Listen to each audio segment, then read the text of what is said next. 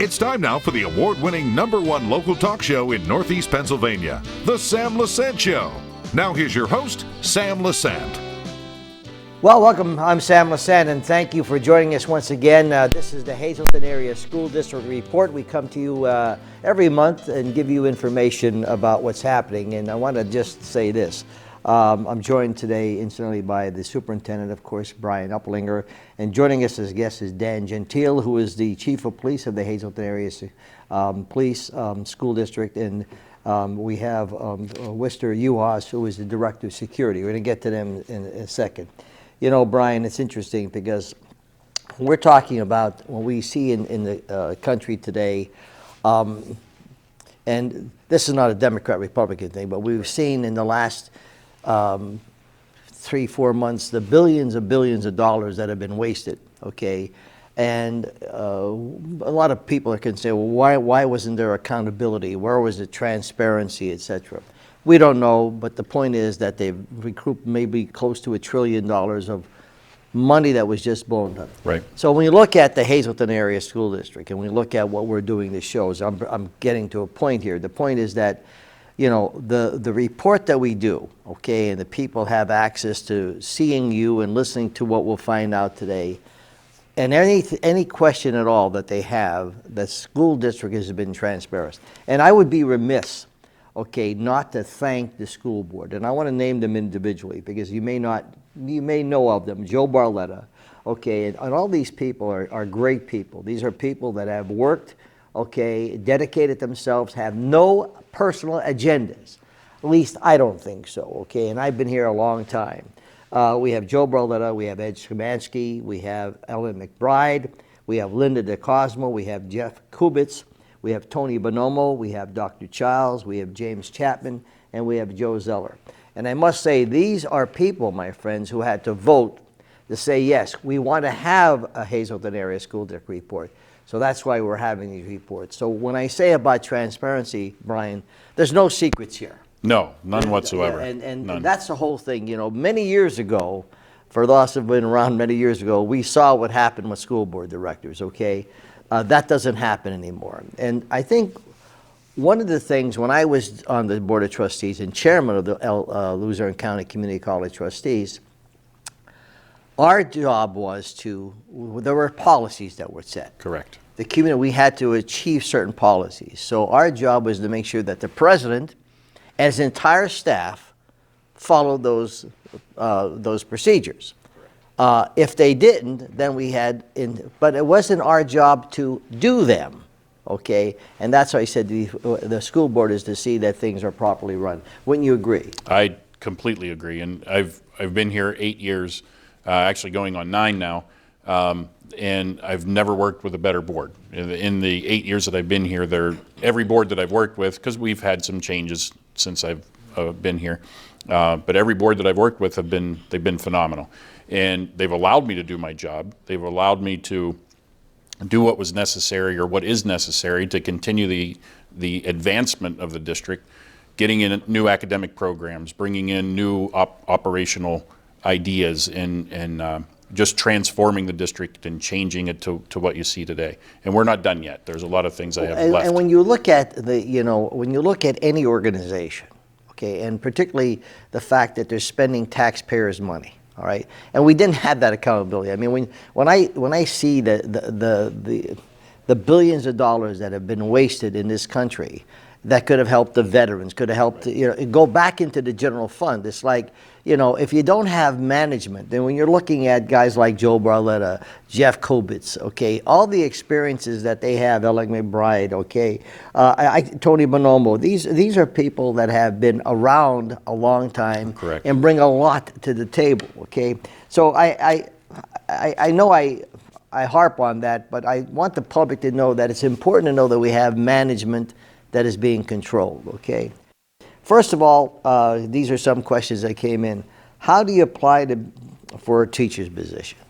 So on our website, we have a link that takes you to every open position that we have available.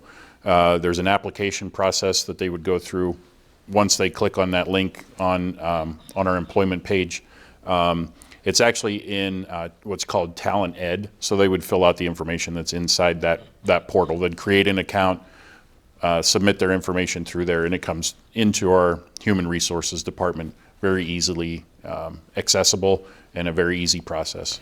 And what are some of the teacher positions that are needed in the We district? always are looking for math teachers, social or science, and even social studies anymore. Before we would say, oh, social study teachers are a dime a dozen. Not any longer. There's a shortage in every single subject area: elementary, music, art, you name it. There's a shortage. We have roughly 80 long-term subs in the district. We'd like to fill those with permanent teachers. Some of them are emergency certified just because we can't find teachers to come and work in the district. And it's not just us. It's a state issue. It's a national issue that there are a lot less teachers coming into the profession now. So there is a need for teachers. Absolutely. Okay. Yes. And of course, the other question is, do I need to know anybody? Okay. No. No. Yeah, you need to know Sam Lesante. Yeah. Okay. Yeah. Well, listen, it's a good, and it was a lady asked me, she said, well, Mr. Lesante, I need to know, and I said, no, I think you just apply. Correct. But Just I know you apply. could go online, et cetera, Right. and it would be responded to, because it's interesting. Some of the other concerns people have been asking me is that, the building programs, where are we? Because you read certain things, the architects saying this, who does this, you're expanding up here at the Laurel Mall. Right. And first of all, let's talk about what you did up at the Laurel Mall. Right. Okay, what did you do here? Sure. So our Cyber Academy is here. We have 3 spaces right now that are open. Our school store is in one of them. We have most of our staff are here now. Over the summer, we'll move the rest of them out of the buildings that they're in, the spaces that they're occupying. They'll come up to the 3rd spot or the 3rd space that we have in that location. Our Welcome Center is here. So if anybody registering for the district needs assistance in registering, and that's all online as well, they can come to the mall, centrally located in the district, and get whatever assistance they need to get their children registered. We have bilingual secretary there that will assist them in getting everyone set up. We have, like I said, the store, and the rest of the Cyber Academy teachers are here as well with our administrator Was it team. worth the investment coming to the mall? What if you didn't have the mall? What would you have to do? Right. So 100%. It was totally worth the investment. If we didn't have the mall, then those staff members would be scattered all over the district in teaching out of closets, which is certainly not optimal. And obviously, they don't have students in front of them in person, but they do online. And you may say, okay, well, a closet would work for someone like that. They need a little bit more space than a closet to work in. There's clear touch boards that they utilize to get the lesson across. Their own computer, their own different monitors and things like that. Their manipulatives that they may use in the class and all of that is in their room that we have established for them at the Cyber Academy here in the mall. Now, the investment that you made, okay, if you didn't have them, you'd have to build. Okay. Correct. All right. So, did you say on one of the shows that the first year you got your investment back, or if not more? Is that right? So just because of the rent that we pay here. Yeah. If we were to build a building, and I'll start there. If we were to build a building, we're looking at any more $100,000 or $100 million.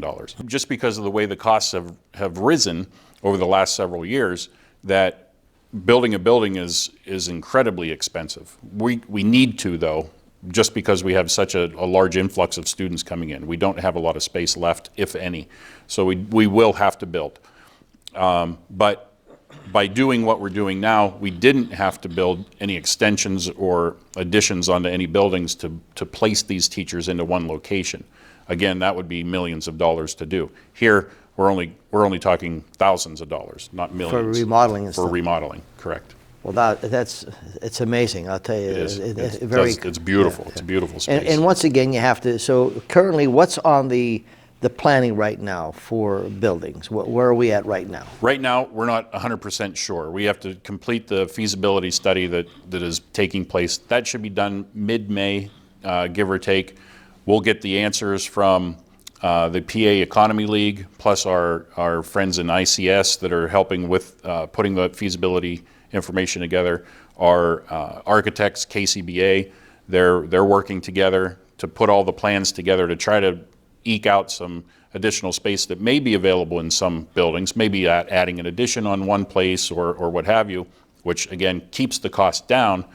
But do we really need to build? And all signs are pointing to yes, but it may not be as big as we originally thought for maybe 1,800 students. It might be an 800 student building because we may be able to add an addition here or there on some other buildings. Briefly explain what you do when you do a feasibility study so people understand what the feasibility study is. Sure. Feasibility study is taking the live births that come into the area, the number of students that we already have. It takes into account our budget. It takes into account the number of buildings that we have, the locations of the buildings, locations of our parents, families, where are the most students coming into. It rolls all that together and kind of gives us a picture of where that building could be located, what other additions could be placed on other buildings, things like that. So it's a broad picture, a big picture of what we need to do to plan. And then, of course, you have to know what the dollar value would be for that, and Correct. then how do you finance that? Right, correct. Okay, very good. My friends, I'm talking to Brian Uplinger. We do it every month. It's the Hazleton Area School District Report. I do appreciate some of the questions. Also, my email is sam@ssptv.com. Now, what's happening with security? And why do we need so much security? I mean, it's just like it's scary when you find out all the stuff that the Hazleton Area School District has. But is it worth it? We'll be back right after this. Welcome back to the Sam Lesante Show, folks. This is the Hazleton Area School District Report. We come to you as often as we can to bring you up to date. Now remember, if you have any questions that we'd like to share with our superintendent, Brian Uplinger, it's sam@ssptv.com. And thank you once again for making our show, the Sam Lesante Show, the #1 talk show in Northeastern Pennsylvania. I appreciate it. And also, for all the nice people that, you come up to me and say, I watch the show, I appreciate the show. I really appreciate that, we really do. Joining me today is Dr. Brian Uplinger, who's the superintendent of the Hazleton Area School District, and also now Dan Gentile, who is the chief of police for the Hazleton Area School District, and Wister Yuhas, who is the director of security. I'm going to get to you, Dan, in a minute, but Wister, when you were on the board, okay, you were talking about the cyber school, then suddenly you're running again to be on the board, right? Yes, sir. Yeah. So when you were on the board, what was the thing that you were concerned about the cyber school? So when I was on the board, the pandemic hit, and we had so many kids that, didn't have computers. We bought them computers. But the whole idea of the cyber school came about because we were sending so many kids out to other schools and paying them, anywhere from $12,000 to $16,000. So I think our current enrollment is over 700 kids. Correct. Yes. Wow. So times 700 times 12 to 15,000. I get that question all the time. Why did you just do it? Why did you come to the mall?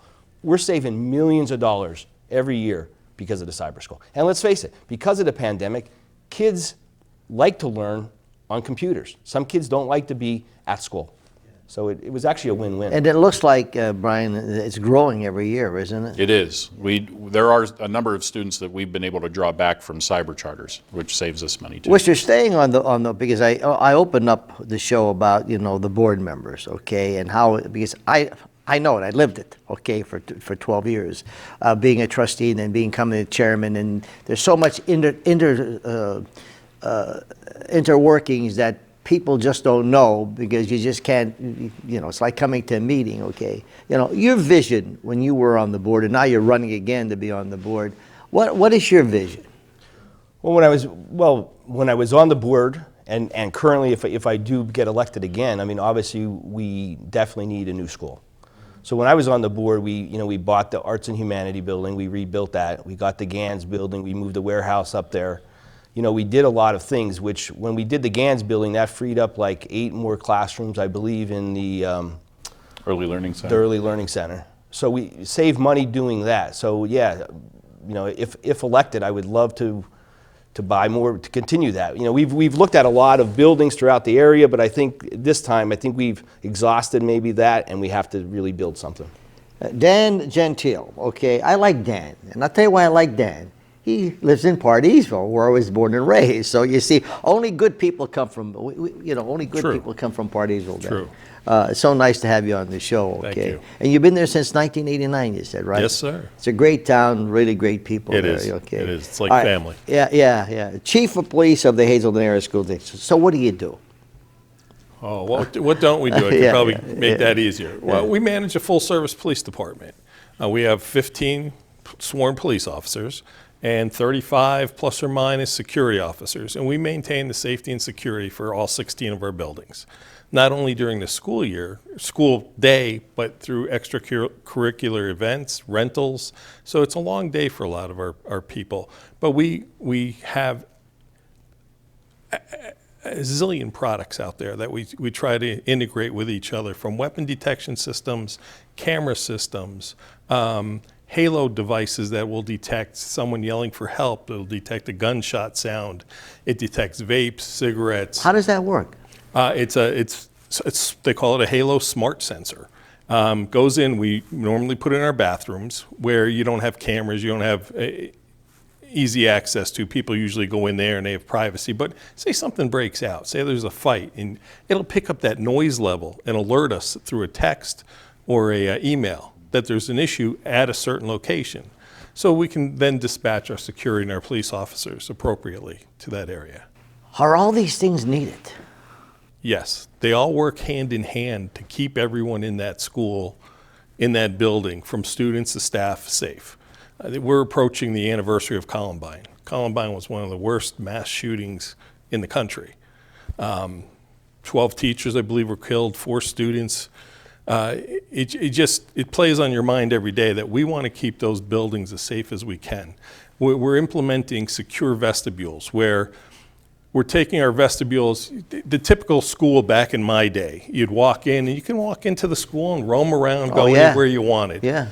We're now narrowing that down where if you're a visitor, we want you to walk into a secured area where you're confined, have a pass-through window where you speak to like a representative in the office, and you can either say, I'm here to drop off a form, I'm here to pick something up, or my child is being released.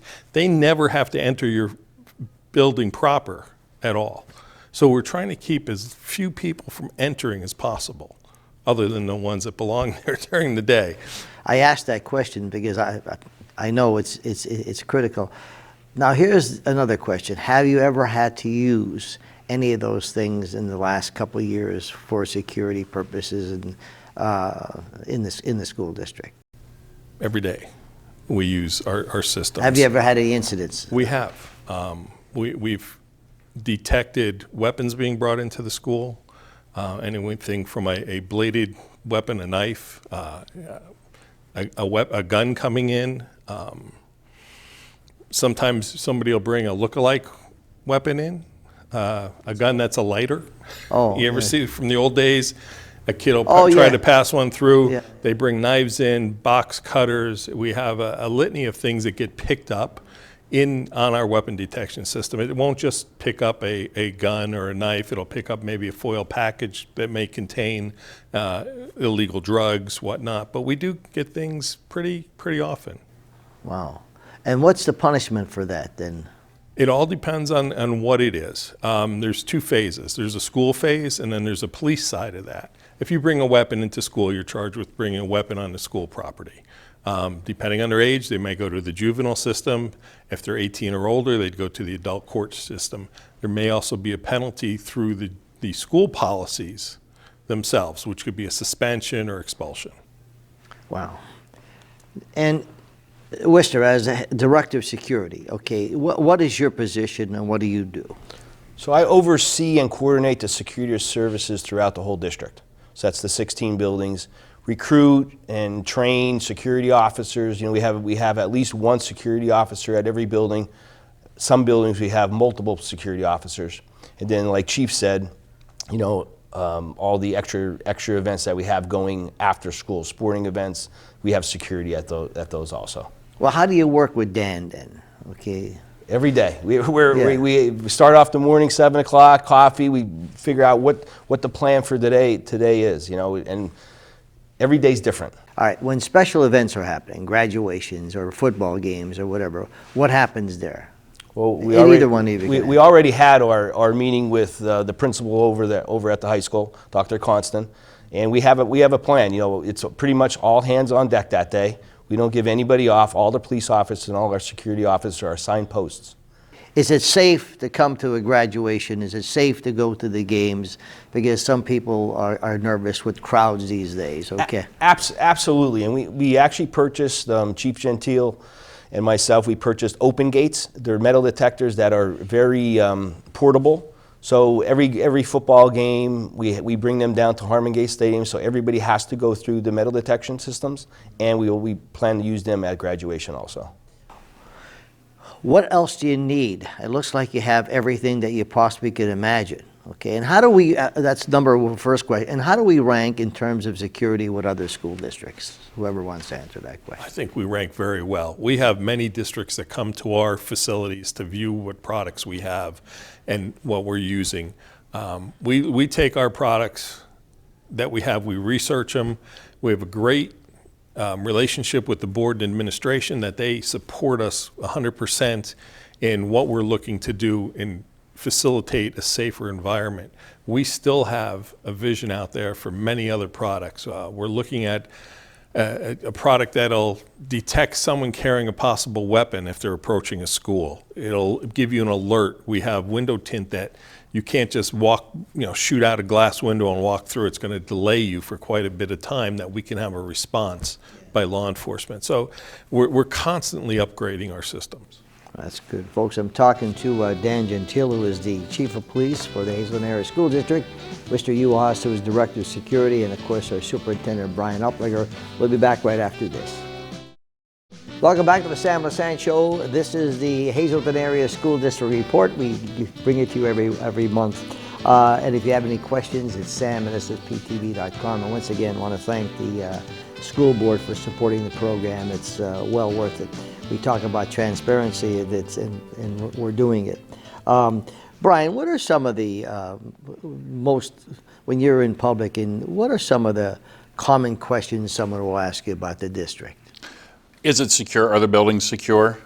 Certainly are now after they definitely are. And that's, again, we pride ourselves on that. And that's something that I walked into fairly secure buildings, and we just kept adding. When I got here 8 years ago, we just kept adding to the repertoire that we have, and we'll continue to do that. As technology changes, we'll change. Maybe assessments, why are we doing what some people think poorly? And I don't think we're doing poorly. We have a lot of students that are doing very well, and we need to look, I think we talked about this before, look at the growth rather than the end result.